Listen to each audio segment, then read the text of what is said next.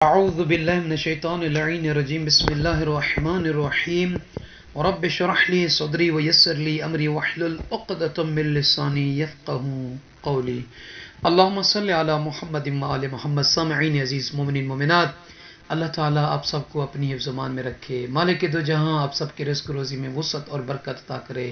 اللہ تعالیٰ آپ سب کی پریشانیوں کو، دکھوں کو، تکالیف کو دور فرمائے بحق محمد و آل محمد علیہ الصلوۃ والسلام.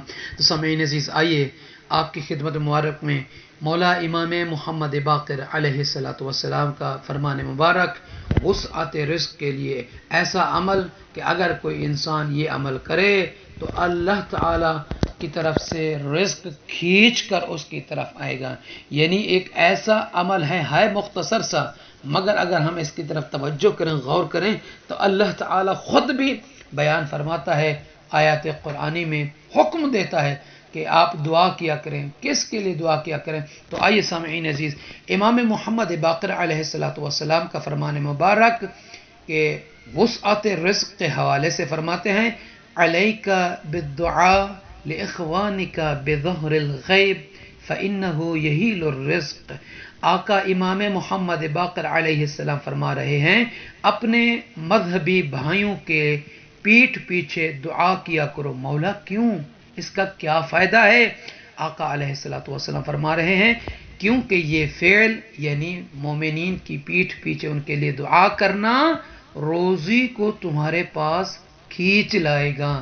یعنی جو شخص، جو مومن، جو مومنہ کسی کی پیٹھ پیچھے اس کے لیے دعا کرتا ہے، اس کی سلامتی کے لیے، اس کی خوشی کے لیے، اس کی پریشانی دور ہونے کے لیے، ان کے بچوں، ان کی صحت شفا یابی کے لیے، ان کے محرومین کی مغفرت کے لیے کوئی بھی اچھی دعا ان کے لیے کرتا ہے، تو امام علیہ الصلوۃ والسلام فرماتے ہیں کہ یہ دعا کرنا تمہارا صرف اس کے لیے فائدہ مند نہیں ہے بلکہ تمہارے فائدہ مند ہے.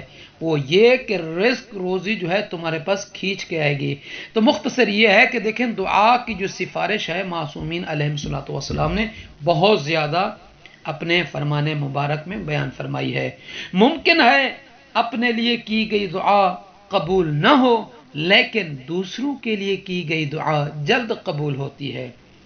اور یہاں پہ نقطہ ہے بہترین کہ وسعت رزق کے اسباب میں سے، یعنی ایسے سبب، ایسی وجوہات کے جن کی وجہ سے رزق وسیع ہوتا ہے، ان میں سے ایک سبب یہ ہے کہ آپ دوسروں کے لیے دعا کریں.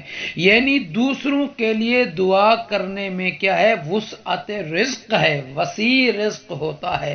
اور اس نقطے کی طرف بھی توجہ کیجیے گا کہ جو شخص، جو بندہ، جو مومن دوسروں کے لیے دعا کرتا ہے، فرشتے، ملائکہ اس کے لیے دعا کرتے ہیں، اور فرشتوں کی دعا اللہ تعالیٰ کبھی رد نہیں کرتا.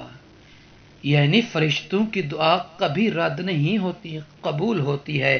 تو دعا ہے پروردگار عالم ہمیں اور آپ سب کو آباد و شاد رکھے، ہمارے اور آپ تمام مومنین کے مال و رزق میں وسعت عطا کرے، اور اللہ تعالی ہمیں اور آپ سب کو رزق کے حلال کمانے، رزق کے حلال کھانے اور رزق کے حلال راہ خدا میں خرچ کرنے کی توفیق عطا فرمائے.